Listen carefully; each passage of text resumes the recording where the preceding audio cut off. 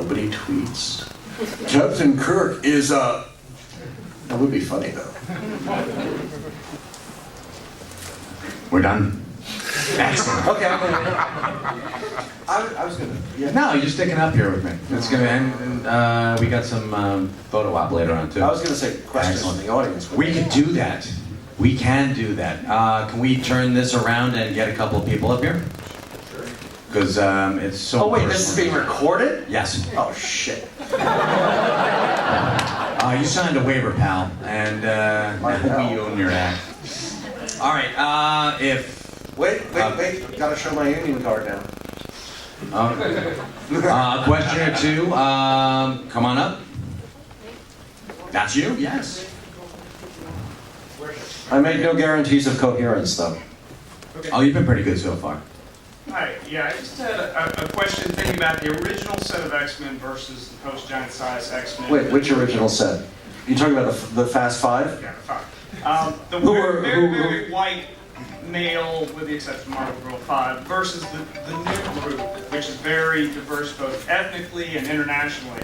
And I'm just curious, how much would go into discussions of developing these types of characters during those years and trying to reflect the diversity of America as it was growing from '68 onwards? Was it something that you guys would sit around the table and say, you know, we want to reflect the changes that are going on in this country, or was it just much more organic and you're just taking what's around you and putting it into the comic books? Thank you.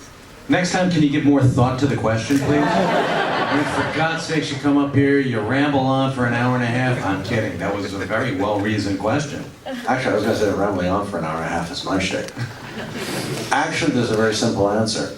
Okay, we tried the original 5. They went for 67 issues, and they basically zeroed out. So it was on hiatus for 4 years, and then they came back. And when they were coming back, Stan had a better idea, which is, let's make them international. Why, Stan? We got some licenses overseas. We could maybe sell some more issues if we had, you know, characters from other countries, and we were trying to sell the book in other countries. Hey, that's really cool. What should we do? I don't know. Roy, you talk to Len. So Roy talked to Len. Len talked to Dave Cockrum.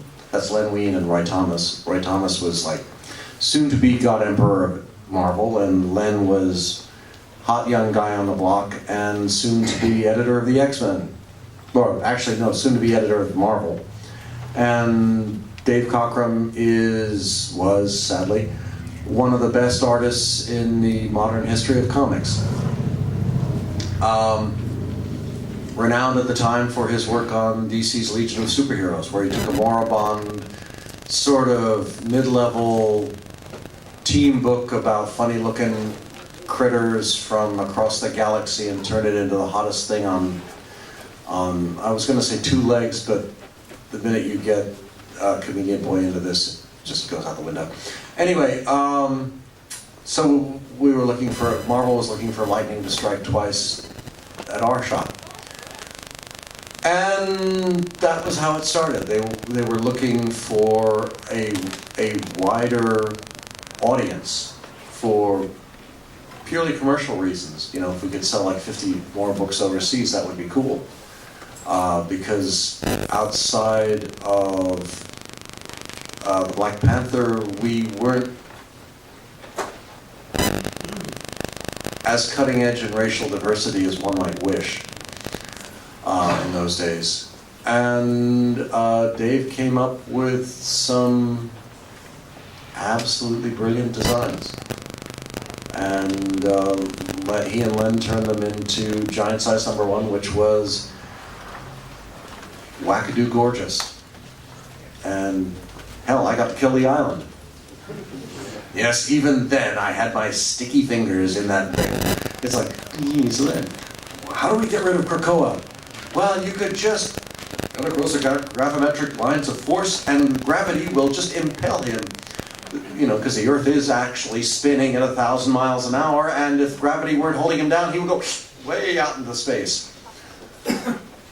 well, that sounds really plausible, and, you know, we have a letterer who does really tiny type, so we can do it.